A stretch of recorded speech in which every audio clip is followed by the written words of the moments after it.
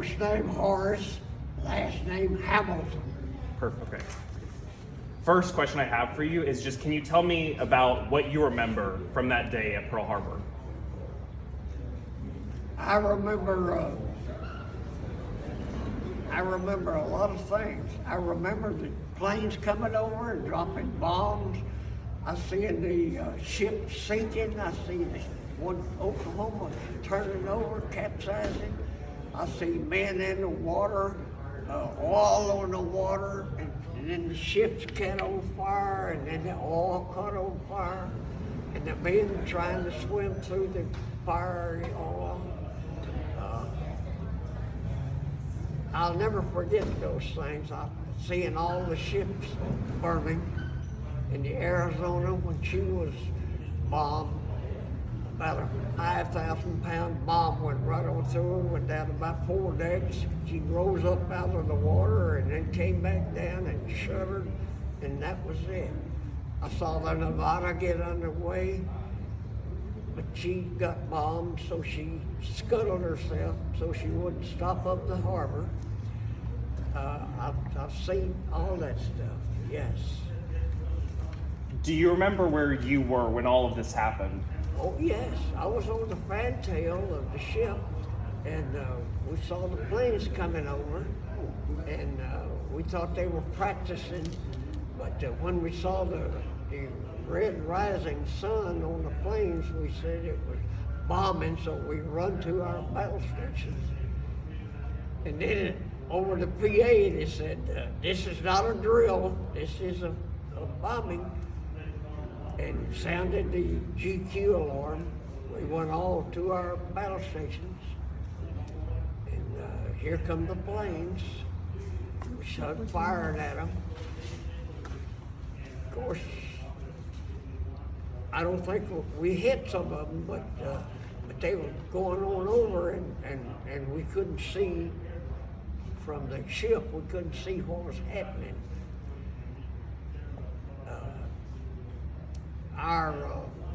My anti-aircraft battle station was on the bridge up above the bridge, 50 caliber Browning machine guns, which is at the time were old and antique compared to the weapons today.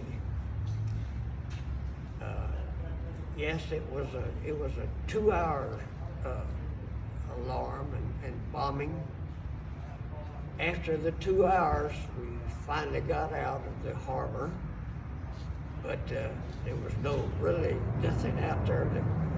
The Japanese had already returned to their ship. The ships that brought the planes over were out about 100 miles out there. So we get the flyover. Yeah. The planes returned to the 4 aircraft carriers, but they were 100 miles out, and they turned around and went on back to Japan. So we were out for about a week before we came back in. And of course we could see, they put the flames out of the ships, and we could see what all was happening. But we saw it happen, so it wasn't new to us. We saw it all. What was that feeling whenever everything happened? Were you more saddened or really afraid? No, we were just, we'd been trained to run to our battle stations, and our feelings were, we were not scared, or we were a little excited, of course, but we were not scared. We just run to our battle station and did what we've been trained to do. All, you know. So it was, after it was over, I got a little scared. I got to thinking about what could have happened to me. But during the attack, well, we were just doing what we were trained to do. What emotions do you feel on this anniversary every year? Well, yes, I think about it year round.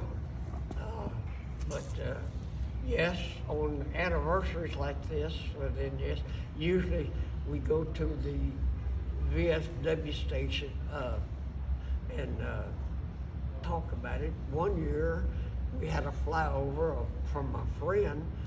The next year it was down at my farm, and I had a flyover from another friend.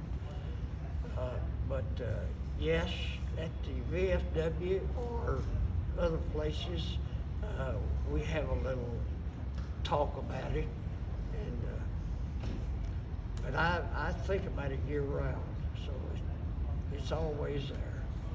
I heard Ellen mention you talk to kids and you tell your story. Why is it important for young people to keep hearing stories like yours? Because the young people of today have been taught with these European professors to forget all that, and the young people nowadays need to be taught what happened, because the old saying is, if you don't follow history, then you're bound to repeat it.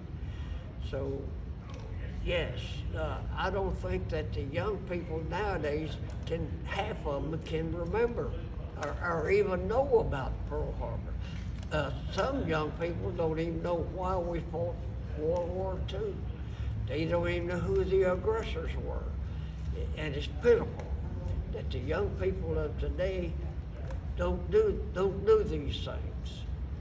They're taught briefly in school because that was on the program, but it didn't amount to them. It didn't sink into them. Our government should have some sort of a program to teach these young people not to forget history and to know who World War II was fought for and how it was fought. There's a whole lot that these young people don't know. How does it feel to be out here today putting the wreath on George H.W. I'm sorry. How does it feel to be out here today putting the wreath on George H.W. Bush's grave? Oh, I'm excited a bit, yes, and I do appreciate the people going to all this trouble to honor the people of Pearl Harbor, not just me, but everybody that was at Pearl Harbor. I feel that what I'm saying or doing represents all those people at Pearl Harbor, not just me. I'm just one of many. But yes, the people that were at Pearl Harbor should be honored for what they did. Is what in the first months that followed Pearl Harbor, do you remember what you were doing? I mean, I know it was probably hard to serve after those events happened. The month following Pearl Harbor? Well, the month following Pearl Harbor, we were busy.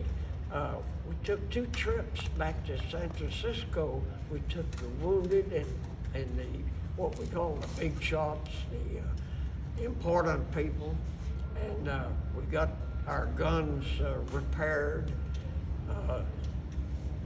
and they gave us some updated guns. They ripped up that pretty oak floor, teal oak floor we had and painted it blue.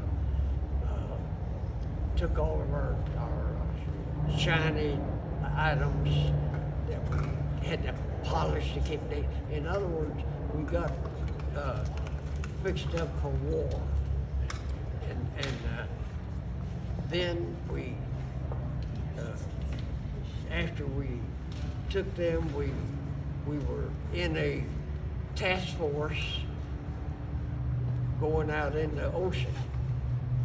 And we didn't know where we were going. But after a while, a month or two, we wound up in Australia, which is something for an old farm boy like myself, going halfway around the world and going through the bombing and all. It was exciting. Excuse me, might come up here really quick. Can you tell us it's just okay with y'all. Can you tell us the ship you were on?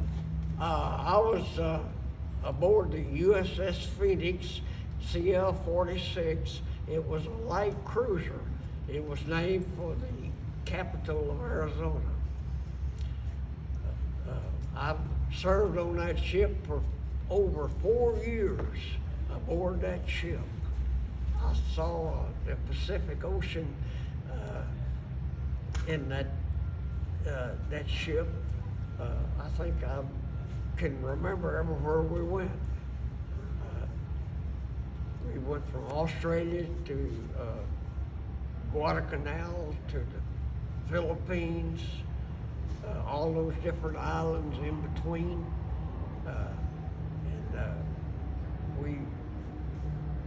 We were in the 7th Fleet with admirals. At some time, they were all aboard our ship, but they moved them around because they didn't want the officers to be in one place all the time. Yes, she was a grand old ship. She was. I was just going to say, just so I understand better, when did you first join the armed forces? When I first went aboard? Or when you were first joined the armed forces? Oh, when I first joined the Navy? Yes. Well, I turned 17 on June the 2nd, 1941. 11 days later, I swore allegiance to the United States and joined the Navy. On Friday the 13th, June 1941.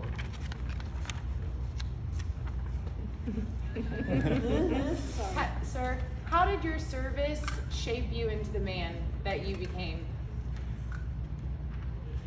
Well, being in the service taught me discipline. It taught me it taught me to respect people and mind my manners and to respect the country that we're fighting for. I don't know what else. It taught me to behave myself and be glad. I was glad that I was able to be in the service and do what I did during World War II. Well, thank you for your service. Thank you. Mr. Hamilton, do you mind telling me real quickly about remembering President Bush and his service Somebody today? will have to tell me what you said. Can you tell us remembering President Bush and his service in the Navy as well? Yes, President George H.W. Bush.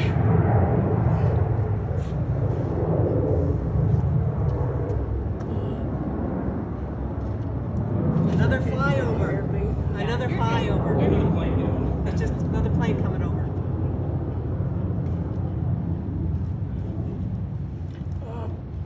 President George H.W. Bush. I was honored to come to this library and dedicate this library with the Pearl Harbor Survivors Association. That was, and I have the pictures of when we dedicated this. I think there was 5 of us, of the Pearl Harbor survivors, that came over here and dedicated this for the president.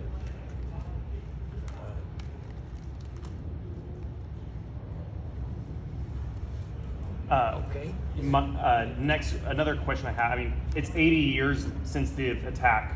What's your hope going forward as people just remember what happened or learn about what happened? What's my hopes? Well, I hope that the schools would teach more, and I hope that the government, well, this present government, will shouldn't say anything like that. This president, the government should have a program for this, for teaching about the war. But the schools, but the parents should also teach their children. But somewhere down the line, I think these young people was not told that. The young people do not have the education about World War II. And they should. It should be taught more.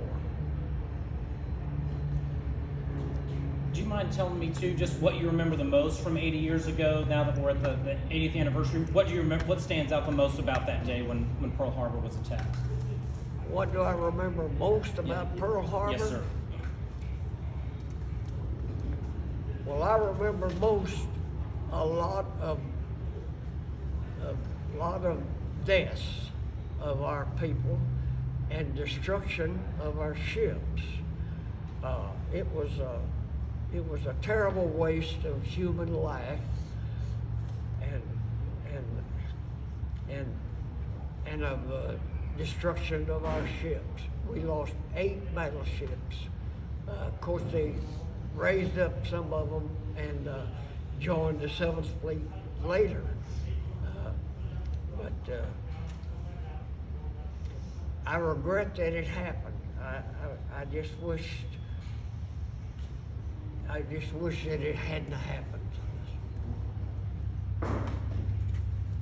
Excuse me, we have a special presentation for you. Oh my goodness. In the military, there's a big tradition called the challenge coin. Are you familiar with it? Oh yes, oh yes. May I coin you? Yes, ma'am. Thank you so much. Thank you I for your appreciate service. it. Yes. We formed a task force, and like I said before, that this task force took us all the way down to Australia, and we even went over to the Indian Ocean for a while and protected it, and then we came back for all the battles, starting with Guadalcanal. And from Guadalcanal, we went from every one of the little island hopping that MacArthur wanted us to do, and we did it the Phoenix was there for all those different invasions, landings of all those ships, all the way up to the Philippines, all those different islands in the Philippines, and finally over to where we dropped off MacArthur.